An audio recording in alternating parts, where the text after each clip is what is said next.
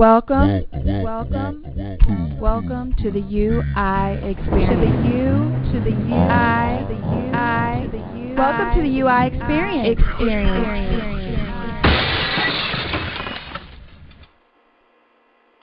Good afternoon, urban intellectuals. Good afternoon, everybody out there in radio land. I really shouldn't say radio land. I should say pseudo-web phone line free conference call land. However you are gaining this information, I welcome you to the latest edition of Real Talk with Jalal. I'm taking a page out of Professor Carl T. Jones's show. I'm out on my porch, so anything you hear in the background might be somebody cutting the grass, might be a dog running by, might be anything. But in any event, we hear it. First of all, I want to apologize for yesterday's show. Some last-minute stuff came up. And our backup plan, we had to go to Plan D, and Plan D didn't come through, so we missed the show yesterday, but hopefully today we'll make up for it. As usual, I want to thank my usual co-hosts. Terry Banks is here. Patrick Irvine is here.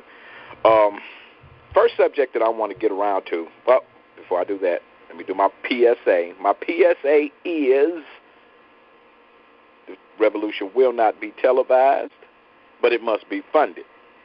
So I implore everybody to go to urbanintellectuals.com/members and sign up and become a card-carrying member of Urban Intellectuals for the mere price of $24 a year. That's $2 a month. Or go to urbanintellectuals.com/donate if you just want to donate to the cause, because we're trying to do big things and we're trying to put forward a movement that will help us all in the end. So, again, that's urbanintellectuals.com/members, urbanintellectuals.com/donate. So, to jump straight into topic number one of the things that distresses me a lot about us as African Americans, black people, Pan-Africans, gods, whatever we calling ourselves this week, is our penchant for only wanting to get excited about politics every 4 years around presidential election time. The last couple of election cycles on the presidential level has been kind of a fluke with us as African Americans because, of course, we had President Barack Obama running for office, so voter turnout was magnified in ways that had never been seen before in the history of this country. Matter of fact, the only time that we ever were that excited about who was actually in the White House was basically all the way back to the Kennedy years, because we always believed that the Kennedys was actually more friendly to black people than other candidates for the highest office in the land were in the past. Now, whether or not that's true or not, that's a matter of debate. We can get into the history of that at some other time. But what's coming up now in less than, about 3 weeks, I guess, I think November the 2nd, November the 3rd, midterm elections is coming up. And what a lot of people fail to realize is that this coming up November is going to probably be one of the more important midterm elections in the history of this country, because what's going to happen in November is going to go a long way toward pointing our president in the direction that he is going to have to go. If the Republican Party flips 6 seats in the Senate, they regain control of the Senate. 9 times out of 10, they're probably going to increase their stranglehold on the House of Representatives. But if they get the Senate too, the last 18 months or so of President Obama's term is going to be spent fighting one battle after another, one veto after another. Because what's going to happen by them controlling the 2 houses of Congress, they get to make up any kind of law they want to. And the only thing that's standing between us and some of the privations that those possible laws are going to cause is going to be the veto pen of the President of the United States. Now, whether or not the Republicans will control enough seats where they can override a veto, that's another question. That remains to be seen as well. But I guess my question is whether or not we are as excited about this upcoming midterm election and what we can do as urban intellectuals, black people in general, but urban intellectuals especially, what we can do to increase voter turnout coming up these midterm elections. And I see your message too, P.I. So I'm going to go with you first, Terry. Give Patrick some time to kind of halfway clear the cobwebs out of his brain. And by the fact, I don't know if he was listening to the whole spiel and where I'm going with it. But what do you think, Terry? All right. Well, I think we want to start with a little background information so we can get an understanding of just how short of a time span we've actually had to, quote unquote, legally be able to vote in the first place. This act that was signed into law when we were babies. You know, you and I were like 1 and 2 years old in that age range when it was signed into law. So we just now recently in the past 50 years have overcome the legal barriers at both the state and the local level to actually give us the right to make a difference in the voting process. So we're still, quote unquote, new to the game, as some people say. So I think we don't have a plan as black folks. All across the country, we do not have a plan in every black community as to when we will actually go to the places where we're entitled to legally register and register en masse. We don't have that kind of plan. And what happened in this last election, at least in my opinion, is we saw, someone who looked like us against someone who does not look like us, and we consider that person who didn't look like us to be the enemy. And so everybody came out en masse because it's a black man running against a white man. They had no care or concern at all for what President Obama really stood for, what he really was about, what his political views really were. It's just that he's a brother, and he's running against this white dude. So people came out and voted, and that's clearly not the reason to vote for someone, because you can see what's happened since he's been in office. Black people have turned on him like mad crazy. Now suddenly everybody hates him and he's a coon and he's ineffective. But you went to the polls and voted for him. So the only thing that we can do as black folks really is determine whether or not we even want to be involved in the political process as it stands right now. You have Democrats and Republicans. You got these two political parties that dominate the country. Then you have black people who are attacking the Democratic Party, who say that they're still a part of the problem because they're not getting anything done. It's still ran by white people. So when you have people that are black running around the country with that kind of attitude, they're not spurring people to vote. They're encouraging people not to vote, to step out of the political process. So they're more of a part of the problem than they are a part of the solution. Now, if you talk about all these fantastic ideas about starting your own black party and, we going to be so pro-black and we black and we going to everything, we going to start a black party. You can't even get black folks to vote right now. So starting your own party means you got to organize across the 50 states. And then you got to become a significant force, which, again, is going to require millions and millions and millions of dollars to become a political force if you want your own black party. If you want to go to the Republican Party, you're still a part of the process, but are you really making an impact as a black person? So what I'm seeing when it comes to us voting is black people are divided on how they want to really be a part of the political process. Some feel that I'm selling out as a black person if I vote, because, I'm black and these people are white most of the time that want to get in office and they don't care about me, so I don't even want to vote. But then, you see, okay, but maybe I should vote, because if I don't vote, my voice has no say. But if I do vote, so we're being pulled by our own thought processes as to whether or not we really want to interact with white folks in the voting process in the first place. And white folks are saying, we don't care if you're a part of the process or not. We preferably don't want you to be a part of the process. So for me, I see that as just truly a challenge. If white America is saying, we don't want you to vote, Terry, you're a black dude, we really don't want you to vote, then I'm saying, I tell you what, as long as that right is there, I am going to vote. Whether it's a white person running or black person running, Hispanic person, doesn't matter. It's just a part of being a part of the process in general, to say I want to be a part of determining who runs this country. Now, if you put a black person up there, am I automatically going to go vote for him, or are black people automatically going to vote for him? You would hope not. You would hope, again, it'll be based on the person's points of views, whether or not they really could be effective. But you still, something in you might still side with them just because you're of the same race and you're going against somebody of an opposite race. If you wanted to get someone to vote within a month, you'd have to go into the communities like crazy at the grassroots level. Get your notepads, get your pieces of paper, and just start signing people up. You got to get buses and vans and take people to the polls. You'd have to really be at the grassroots level to grab folks and get them to vote. Which group is going to be the most significant? I think it's the young folks. I think it's that 18 to 25 range vote of the black folks that would really be the most significant, because they're first-time voters, they're new to the process, and there are a lot of young people in this country.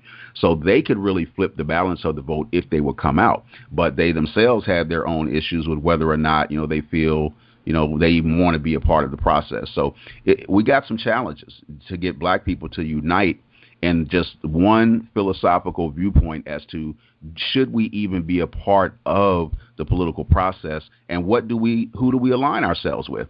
Democrats, Republicans, independents, or start our own? All good points. And to kind of drill down on something that you mentioned about young people and about organization. One of the main things that made the presidency of Barack Obama possible was his ability to actually create an organization and create a mechanism that was able to go into these hoods and to go into these poorer communities and some of these middle-class communities and basically stress to them the importance of them actually voting. And I kind of doubt that there is really time enough left, with a little over, 3 weeks left, a little less than 3 weeks maybe, to be able to organize blacks en masse to be able to make a difference in this race. I mean, the effort has to be there, of course. Nothing beats a failure but a try. But I wonder whether or not it's too late to actually make a real difference. Black Pat, what are your thoughts on this particular subject, my friend? Well, I think when it comes to black people voting, we have to, and what's getting ready to happen, we have to look at the fact that it's happened already. If you remember when he first came into office, the Democrats had control, and then nobody showed up for the midterms, the lesser elections, and the Democrats lost control. And it's kind of been a uphill climb ever since then. And I think for black people, it's just a lack of awareness or a lack of information on how the political process actually works. I agree wholeheartedly with Brother Terry. You had a lot of black people who just showed up to vote simply because he was black. I'm not so sure that it had anything to do with his organizational capabilities or anything like that. Like, I honestly believe the majority of black people just showed up because he was black. And they didn't really look at the policies or anything. They made a lot of assumptions that, okay, we got a African American in the White House, and he's a real live African American in the White House, and he knows what it's like to be us, and he's going to fix things. And they didn't go and look into his history. They didn't look to see what he stood for. They didn't look for anything. So now you have an African American in the White House, and you're expecting him to behave like you would behave coming out of your situation, out of your circumstances, and that's just not happening, and now people are upset. And, you can't blame that on him. You have to blame that on you because you didn't do your homework. So I think black people have to take a lesson from what happened in the past. But in addition to that, I'm a big proponent of the fact that I think the whole system we have of getting people to vote nowadays is counterproductive to actually getting things done. And the reason I say that is because Right now, the emphasis is just on getting people to vote. And when you just tell people to go vote, you can buy the vote. Because what happens is people end up voting for the most familiar face, the most familiar name. Whatever name on the ballot makes the light bulb go off because they're uninformed, but they feel like they should vote. That's who they vote for. So it means that you can buy your votes now. If you educate people on the political process and on what voting actually means, and on how the fact that voting in the local elections is vastly more important than voting for president, if people gain that understanding, then they'll start paying more attention to the local elections. They'll start doing their homework on the people that are governing them. And they'll understand that on a local level, the politicians you put in place have way more control over your daily life than the president does. And I think that realization not only will diminish the power of the dollar on the voting process, because now people are going to be doing real homework, but it'll also get black people to come out and vote. What can in midterms, which, we've all come out with this midterm flu. Every midterm election, we come out with this illness that, we're bedridden and we just can't show up. It's like midterm polls just scare the shit out of us. Excuse my language, I'm sorry. So we have to deal with that. I do think in a month that we can't do anything towards that goal. I do agree with Terry. What we can do in a month is organize on a grassroots level, get the buses out there, get the flyers out there, get people registered, get people this, that. I actually had a Republican, one of the Republican committee members here in North Carolina knock on my door the other day. I got a good laugh at it because when I opened the door, he jumped a little bit. And you could tell from the way he was interacting with me, he didn't expect a black person to be living here. But it was still kind of cool. But still, to go back, that's what they're doing. I haven't had any Democrats knock on my door. I haven't had anybody knock on my door. I haven't had anybody doing anything. I went up to the library this weekend, and there was the Republican convention members posted up in front of the library, registering people to vote and pitching their candidates. We have to be doing, over the next 30 days, if we're serious and we really want to prevent the Republicans from taking control completely, to a level where the president loses veto power, we have to get out there and start doing those exact same things. In reference to building our own parties and all this and all that, I don't even see that as a viable option right now, because to compete on a major level in the political game, you need economics, and we just don't have any. And those are all good points. And to that, I would like to add this. I'm of the same mind as you. And it's funny, too, because a little personal anecdote. I am actually registered as a Republican, not because I give a damn about what they're talking about, but simply because, I'm one of them dudes. I always feel like it should be a little bit of pepper up in that salt shaker. You see what I'm saying? Keep them honest. And living in a red state like Texas, I don't vote for none of these busters. But that's a whole nother story. It's funny that you should mention that, because I am a member of the Democratic Party's Minority Outreach Committee here in Collin County, which is right outside of Dallas, and portions of the north end of Dallas.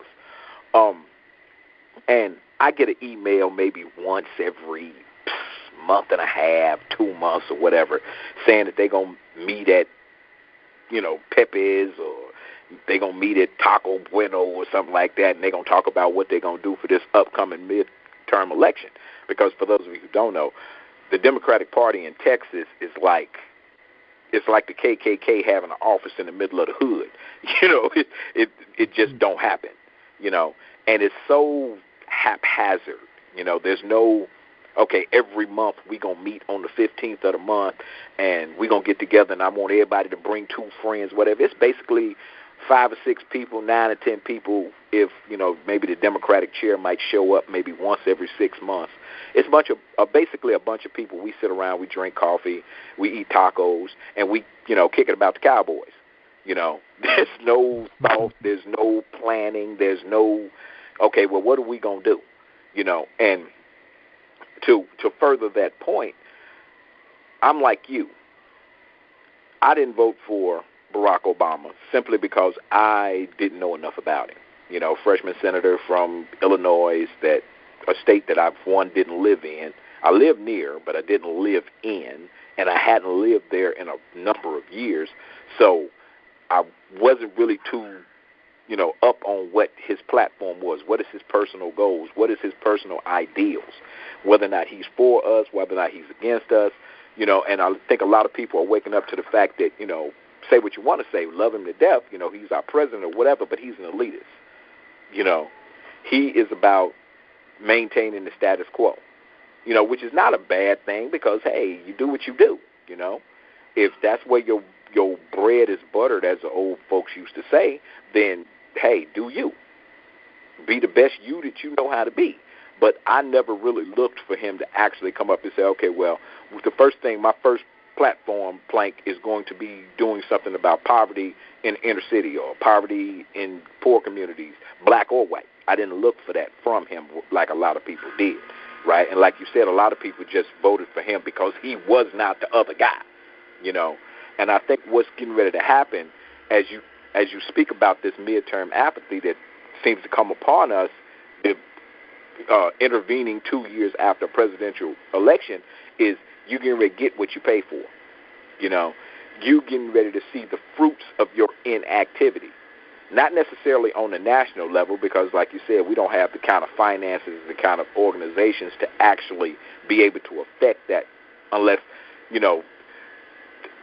somebody just got to get killed on the steps of the Capitol or something like that. A senator got to shoot somebody in the head for us to come out in mass like that to be able to turn the tides of that.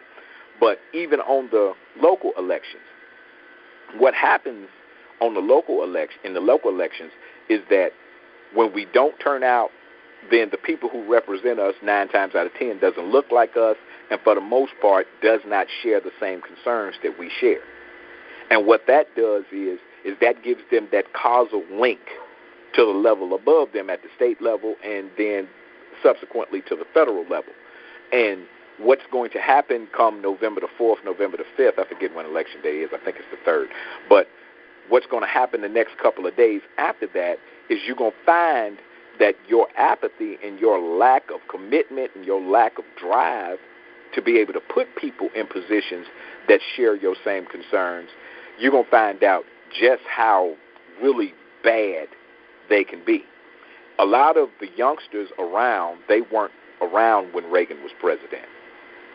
A lot of them was just youngsters when the first George Bush was in office and youngsters when George Bush II came into office. And you have, because we don't follow politics like we should, you have no idea of the amount of damage that these people actually did to the United States economy, which affected us mostly because we are the ones that have the least. So I'm like you. I think that it might be just a tad bit too late for us to try and basically build a coalition. But what I would like to do is I would like to use this as a stepping stone. I would like to use this as a way of shining a spotlight on, see, this is what you get when you don't vote. This is what you get when you say, okay, well, that it's not my problem. I'm worried about paying my bills. I'm worried about keeping my lights on. This is what you should get. So when it comes up for the next round of governors, the next round of mayors, the next round of city councilmen, aldermen, whatever, precinct committee men, whatever your particular political structure is, this should be the reason why you come out in large enough groups to actually make a difference. Anybody want to add anything to that? I do. I think one of the things I'm looking at when it comes to this whole voting process is making a decision and standing behind that decision as to whether or not you are going to consider yourself Democrat, Republican, Independent. Because you have to make a choice and you got to be willing to stand by that. And again, you're going to have people who are black that will say, you know, you shouldn't be a part of the process because it's still ran by white folks, and they start coming up with all the black conspiracy theories and white folks are evil and they're Illuminati and all of that. And when you brush all of that aside and you realize I still live in America, and unless I decide to move to some country in Africa, I need to be a part of the process. When you realize that, you've got to align yourself with the group. And you have to actually vote. Now, you said earlier, KP, that you were a Republican. You're on the Republican side, but you did that to keep them honest. But you didn't vote for Barack Obama simply because you didn't know who he was, which means you didn't cast the vote. So that still hurts us, you know. So what I'm saying is we still have to actually cast a vote to make a difference, be it the local level election or at that national level election. What I'm saying is we still need to actually get into the ballot box and cast a vote, be it for Mitt Romney and Paul Ryan, as if you would have done as a Republican, or had it been Barack Obama. But you see what I'm saying? So what I'm saying is we've got to stop this. We got to make a decision as to who are we going to be as voters. Now, when you think about the fact, again, they didn't even want us. They still don't want you to participate in the process, which is they're trying now to repeal the law that even gave us the right to vote. And then you have people that are infighting amongst themselves as to whether I'm going to be so pro-black that I say forget the voting process, or I'm going to vote, but then I'm trying to form my own black party and all that. We just have to make a choice as a group. We are always infighting as a group. We're the only ones that do that. No matter what it is, black folks just cannot seem to come up with one general consensus plan for how to attack a problem. It's always a million different ways. You got the extreme people saying, let's just forget all white folks, never deal with them. And you got those say, well, let's do it all black, but then we ain't got no money. So my suggestion for black folks is, whether you vote Democrat, whether you vote Republican, whether you vote independent, just cast a vote so that America can see you are involved in the process. Talking about it is not involvement. Registering is not involvement. Pulling that ballot box and casting your vote is involvement. And I think we have to make a decision. We've got to actually cast a vote. Would I have wanted Mitt Romney and Paul Ryan to be running this country right now? Hell no. There's no way that I would want those two to be in charge of this country. So if I had to choose the lesser of two evils, yeah, give me Barack Obama and give me who we got now. Because that's what a lot of people thought. Okay, and because you saw what they were trying to do. Romney and Ryan made it clear. We're going back to the way it was. They made that very clear. We going back to the way it was when white folks that had money was making the decisions in this country. And anybody else, you just got to figure out a way to find your own cheese and butter, because we ain't paying for it.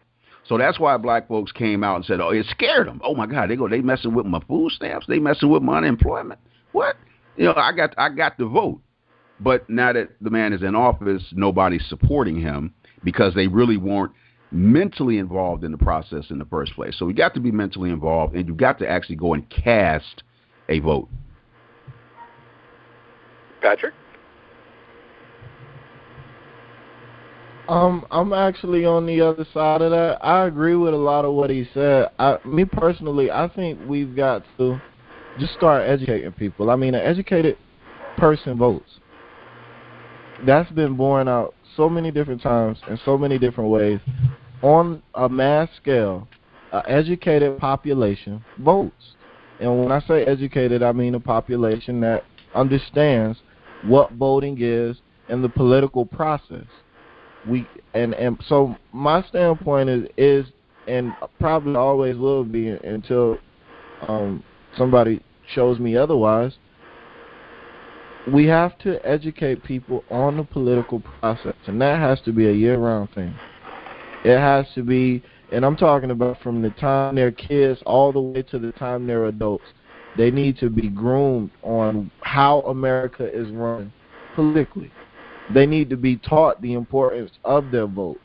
Because you do have a lot of black people who say voting don't matter anyway. We don't choose the president because of the Electoral College. Yeah, but you choose a lot of the members of the Electoral College, unless there's some special law in your area, by voting in your local elections. So you still have the case, and in a lot of states, the Electoral College is legally required to vote the way of the populace. So you have power.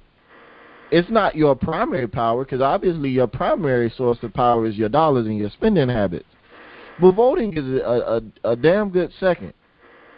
So me personally, I would rather uninformed people just not vote at all. Because in my opinion, if only the educated people vote, then only the correct people will get into office. That's just how I view it, and that's not just a black thing. Even those crazy rednecks that are voting for their local crazy candidate or their presidential crazy candidate because he's crazy like they are, and they've not done no real research on his background, I don't think they should be voting either. Now, obviously they are, and that creates a situation where now the same people must say, okay, we need other people to show up just to counterbalance their stupidity. Like, I get that, but in my perfect world, and I know we don't live here, but in my perfect world, no uneducated people would be voting, because in that sense, you're not helping or hurting. You're neutral.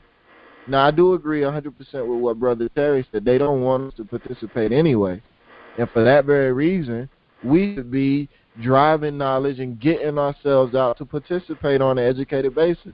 We need to know what our candidates' campaigns are, what their platforms are, and if we disagree with their platform, we need to address it in a timely manner so that they can change their platform if we really want to support them. And if we don't, we need to find another candidate. In another perfect world, we would have our own party, but again, the world ain't perfect. We got a lot of things going on, so I agree 100%. Pick a party, pick a candidate, pick a something and stand by it. I'm an independent. I don't really care too much for either one of them. I'm a registered independent. It makes my whole voting thing very simple. You know, I just vote on the major elections. Cool. I don't have to deal with primaries or all that, which has its own pluses and minuses, but on a local level, everyone needs to be voting. On a presidential level, I really don't get into that argument about whether or not black people should be voting for president. I've had that argument several times. I understand that's an argument that no matter what side you're on, you can't win. But on a local level, everybody should be voting, period, point blank, period. You got a guy running for control of your municipality, and you can actually go up to him, shake his hand, punch him in the mouth, strangle his wife. You know, you can do whatever you want to him. That guy is in arm's reach. There is no excuse for you not to know who that guy is, what his platform is about. He's at arm's distance away.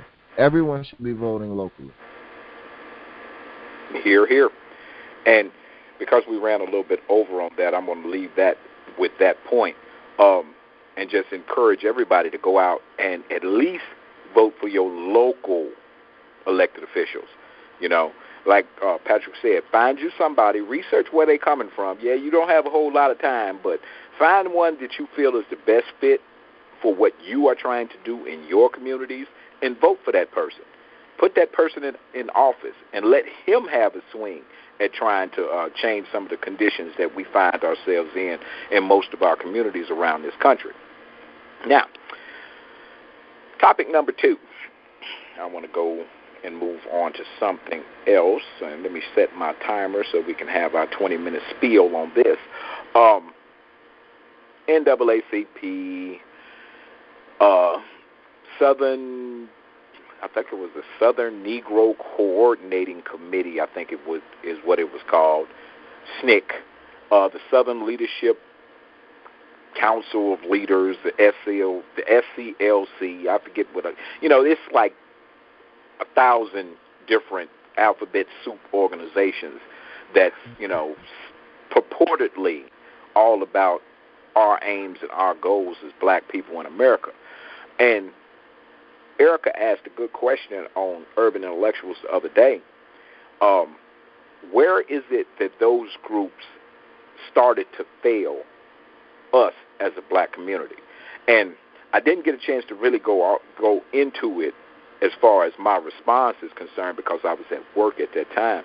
But I believe that those organizations, for one thing, were ineffective because most of them were started by people who didn't look like us and people didn't share our same ends, which is not to say that those white individuals who are members of those groups at the lower levels, not to say that, they didn't love the person who they're married to or the people who lived on the same street or the people who basically shared their same conditions.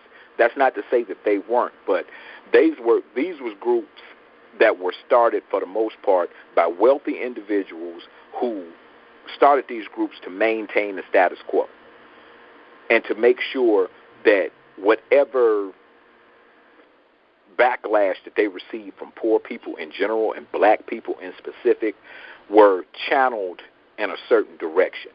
And so I guess I wanted to ask the question, like Erica asked it, when was it that they started to be counterproductive to the things that we are trying to accomplish as groups in America? Patrick, I'm going to go to you on this one since TB had the first swing at the last one. What do you think, bro? I think for a lot of these groups, they went wrong from inception. Like you said, they were started primarily by non-black people. And here's the kick with that. For a lot of people that say you don't have to be black to understand or want to help, that is true. You don't have to be black to want to help other people. There is no race, religion, whatever special identifier specifically identified to wanting to help another group of people. But ideally, when you want to help another group of people, you need to understand that group of people, and you need to have a vested interest in that group of people. Dr. Carter G. Woodson said it best in The Miseducation of the Negro when he talked about the use of non-black people in black causes. And basically he summed it up by saying there is nothing wrong with non-black people being a part of black causes, but those non-black people need to reside within those black communities and have a vested interest in wanting those communities to do better and have an understanding of what those communities need and want. And that's where a lot of the groups go wrong. They're started by people that don't live in the community or by people that live in the community but want to get out of the community. And so their vested interest is either in improving their own station in life or in performing some, if they do have honest intentions, performing some superficial good that has no real bearing on the realities of the people that they're trying to help because they don't understand. There was a documentary, School in the World, came out a couple years ago, is recently making its rounds back around the internet.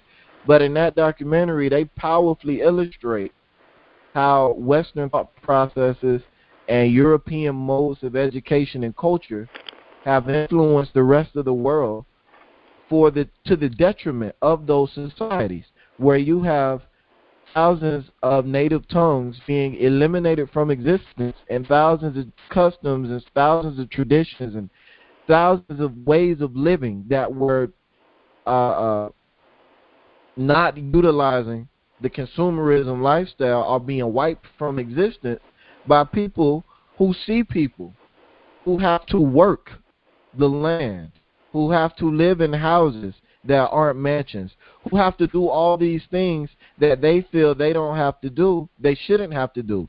So they want to, and they have genuine interest in wanting to educate these people, but they're doing it from a standpoint of their culture and not the culture that they're influencing. And what's ending up happening is they're erasing those cultures, and they're creating gaps, and they're creating poverty where there was none. And they're creating all these social issues where none existed before, simply because they didn't take the time to gain an understanding of the cultures that they wanted to help. And, we see that in foreign countries all the time. We see it here in America to a lesser extent with all these organizations that want to help black people, but don't really understand what black people need, how black people feel, the black experience, or any of those other things. And the few organizations that do, like I said, they're started to try to either get their members out of the black experience or to beg white people to do something about the black experience, or to, there are just a bunch of different ways they go wrong, but they largely stem from not having vested interest in Black America and not genuinely wanting to see Black America do good as a whole. And the few people we had that were interested in those things got killed. So I think most of the Black organizations we have nowadays, the NAACP was started by white people, the Urban League, and then we also have to consider funding. Who funds these organizations? Because I don't care what anybody says. Whoever is paying your bills has control over what you do. They might not have control over what you think, but they control what you do. And a lot of these Black organizations are getting funding from white America. Is there anything inherently wrong with that? No, if white America wasn't what it is. But when you start looking at the strings that come attached to corporate dollars, and you start seeing how, okay, we want to cater to the largest demographic. If we're talking about corporations, we want to move product. We want to use whatever you're doing to associate ourselves with a good cause so that we can move product, so that we can be seen as a socially responsible organization. But there are limitations to that. We can't go too far left. And if we're giving you money, you can't go too far left either, because we're associated with you. So that's something else you have to consider. Also, in the fact that Black people aren't a major demographic in America anymore. We're number 3. We're outstripped by the Hispanics and by the whites, and we're falling. So in that sense, it becomes even more difficult for a Black organization to stay true to Black America, because now you need funding to exist, to continue to survive and thrive. So there are just a bunch of different things that can cause these organizations to go astray, and there are a bunch of different things that get them to go astray. And right now, I don't see where we have too much of any organizations that are true advocacy groups for Black America. The NAACP, like I said earlier, was started by a bunch of white people and like 6 or 7 Black people. A lot of people are under the misconception that W.B. Du Bois started the NAACP. That's not true. He was invited to the first meeting by the people that had the idea, which were white people. You look at the Urban League. I talked to 20 or 30 people last month about the Urban League here in town. Nobody knows what they do. Rainbow Push Coalition, the Now Action Network, you name it. All these groups, while they might be doing some good, they aren't doing anything on the national level to empower and to educate Black people and to get Black people to understand that life is a team sport. And unfortunately, you got drafted onto a team. You couldn't pick your team. You got drafted. Sorry. You're Black. That's the team that you were drafted into. You have to play ball with your team if you want to build a better life for your kids. No organizations are educating to that point. So, somewhere in there, I'm sure I answered your question. This is a passionate topic for me because I love talking about organizations and whatnot, and we can go for days. And that is true. And it's like the meme that we see, it pops up on UI every once in a while, pops up around different people's pages, and it goes words to the effect that most people are not interested in ending white supremacy. They just want to improve their place in it. And I think what happens with a lot of these groups is the fact that they get to scrambling for the crumbs that come off the table. Instead of wanting to make sure that there is a presence at the table that's eating the same food, that they want to make sure that we get some of those crumbs. And I vehemently oppose that line of thinking. But you got people who they have funding behind them, they have a modicum of popularity, of celebrity, or what have you, that can get out in front of thousands and thousands of people and push that line. And then you got brothers that's in the background like us with UI to say, hold it, wait a minute. The same people who you are accepting funding from are the same people who basically are raping your community, who are literally killing people in your community. Take, for instance, Coca-Cola. Coca-Cola is one of the major sponsors of the NAACP, I keep wanting to say NCAA, the NAACP. They are major funding source for them. But guess what?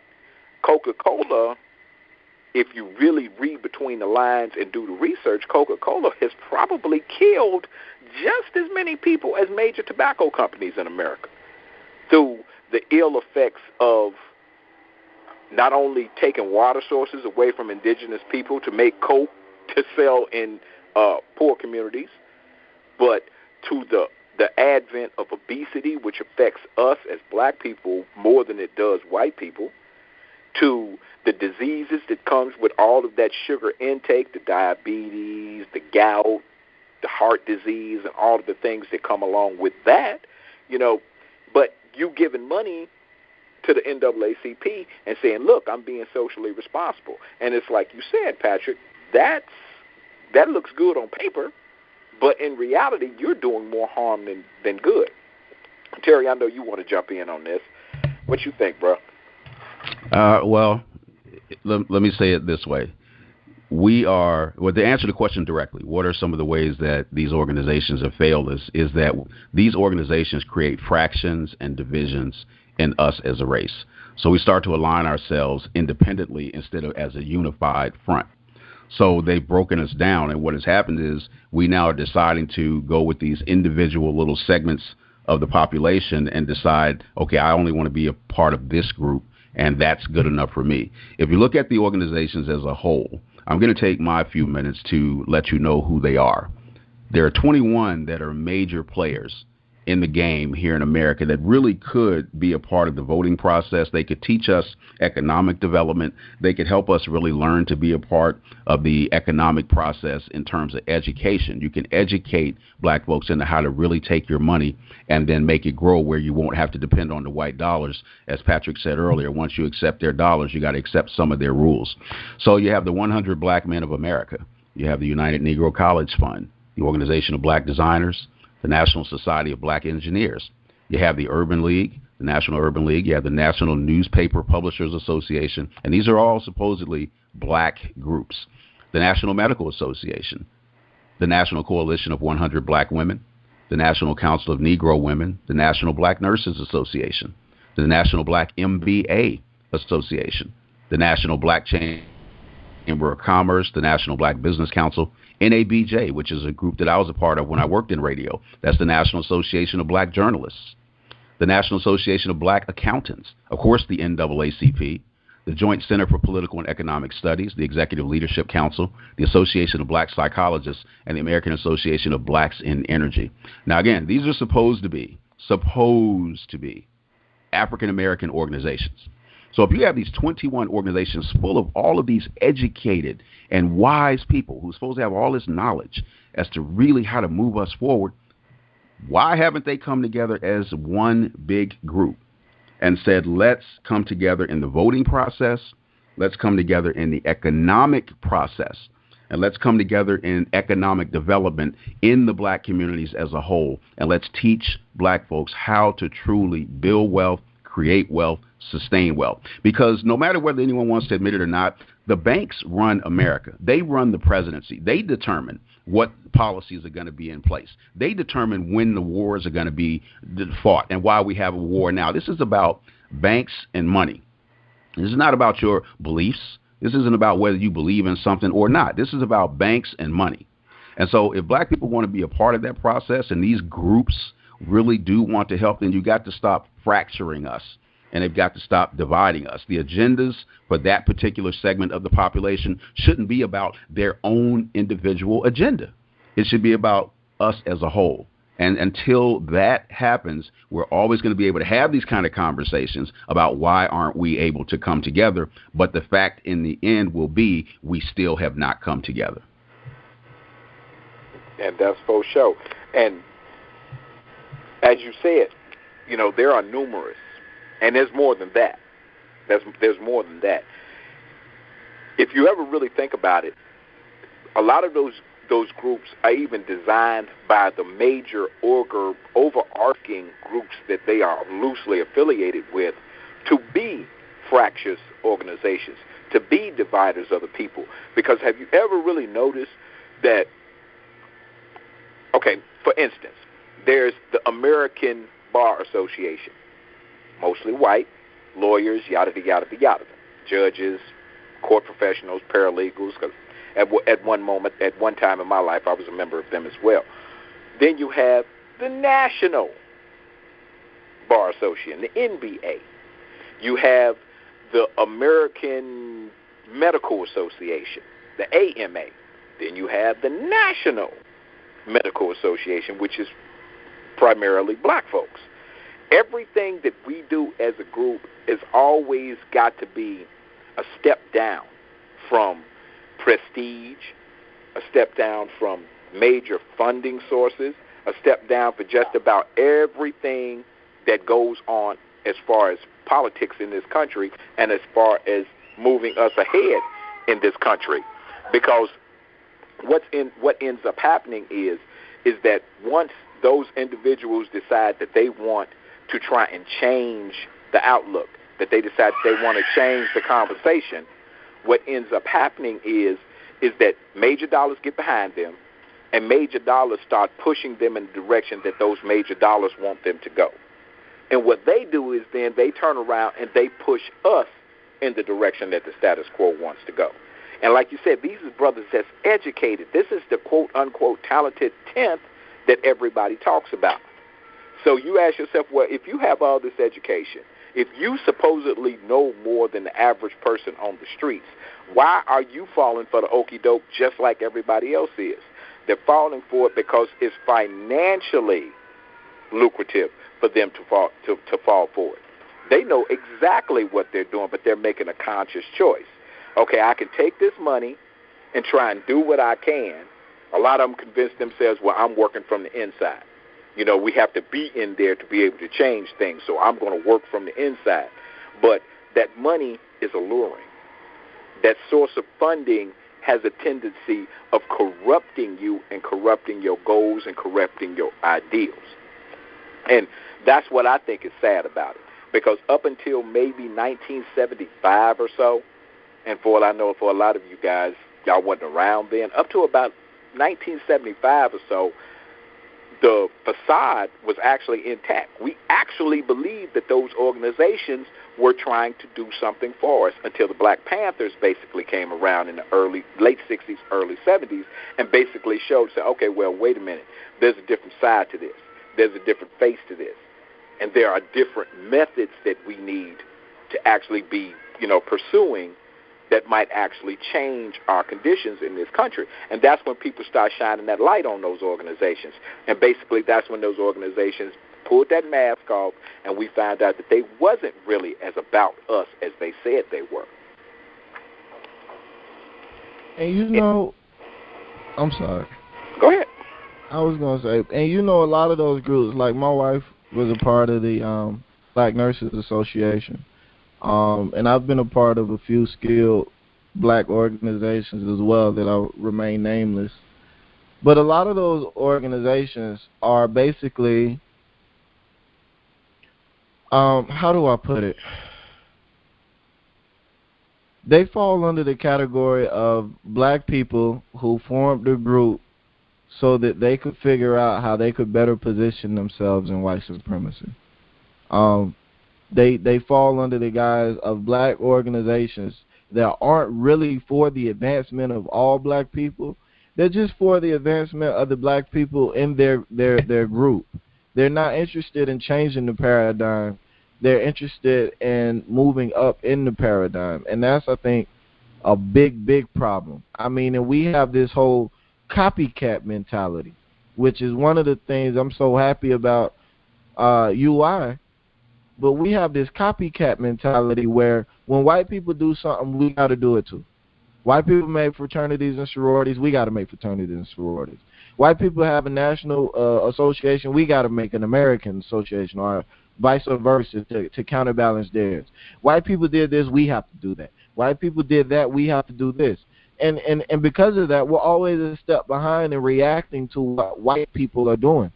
Look, and my whole thing is, we don't have time to be worried about what white people are doing in that sense. We can't be mimics. We can't be reactive. And a lot of these organizations, they're started, a lot of the ones that weren't started by white people, as far as I can research, seem to be started by people who were upset that they couldn't get into a white institution. So they basically said, I'm going to create a black one that does the exact same thing for black people. But it doesn't really have the same benefit. Well, right, which is why again I said that's why they have failed us, because they're creating fractions. You know, that's the problem. They're creating fractions among us, and there's no one unified front. Where these groups haven't come together and said, let's develop a plan for the race as a whole. Each one is saying, this is my own agenda. You see, for me to move forward, for me to get some attention, for me to get some publicity, you know, for me to say, hey, I've got an MBA and I'm going to now separate myself from black folks in the hood who don't have MBAs. You know, and this is what I see. You know, educated people to me just sometimes are more of a problem than the uneducated, because they forget where they came from. That's for sure. That's for sure. You want to add anything else to that, Pat? I can't agree more with that. I mean, that's why I'm always stoked and I meet a lot of professionals in my travels and doing what I do.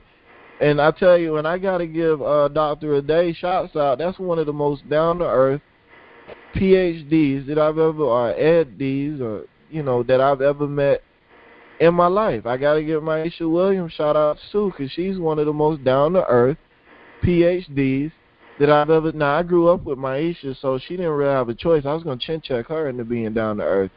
But to meet Dr. Ade and to see, you know, him, my mama didn't name me doctor, so you don't have to call me doctor.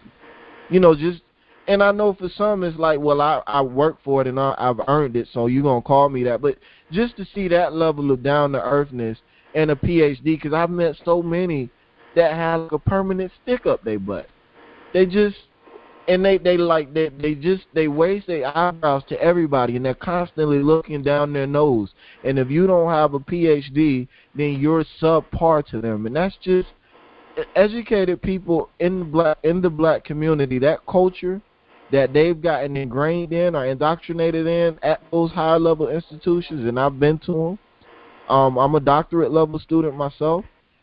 It's just it's a horrible, like, it just. That culture needs to be abolished from the black community. Educated black people are a huge problem.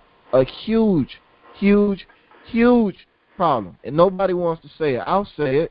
Educated black people are a problem for black people as a whole. They are. They all need to go and get their lives together.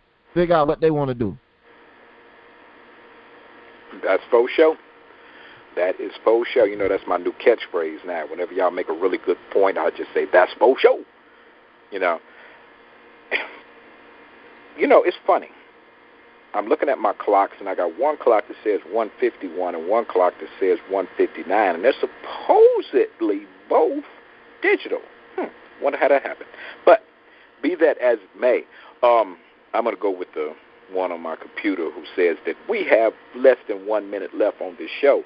And I want to try and get out of here by 2 o'clock because I got an errand I need to run. I want to thank everybody for joining in the show today, TB, PI. As usual, very good points. I want to thank everybody out there that listened. I want to thank Renegade for being in the chat room today and adding her viewpoint and her way of thinking to this conversation, even though you didn't get to hear it. And for those who don't know, she's basically our news editor for UI. I need to get her on the show one day. Like I said, I want to thank everybody for joining in the Real Talk with Jalal Tariq. And as usual, I want to close with basically begging everybody, hey, go to urbanintellectuals.com/members and become a member for the low price of $24 a year. That's $2 a month. And or urbanintellectuals.com/donate if you just want to basically give to the cause, because we're trying to do big things. Join us tomorrow again at the top of the 1 o'clock hour for Real Talk with Jalal Tariq. Again, I apologize for yesterday, and hopefully that'll never happen again, or at least it won't happen no time in the near future. And join us for all of our UI radio shows. I implore everybody, get off of Facebook, leave the evil empire alone, go over to Urban Intellectuals, join in the conversation. We have our own black social media site. It might not have the bells and whistles. It might not be all pretty and blue like Facebook is, but the only reason why you're on Facebook is because you're used to Facebook, just like you was used to MySpace before Facebook came along. So it's time to move on to something new. And with that, I bid you adieu until tomorrow. This is Jalal Tariq. Peace.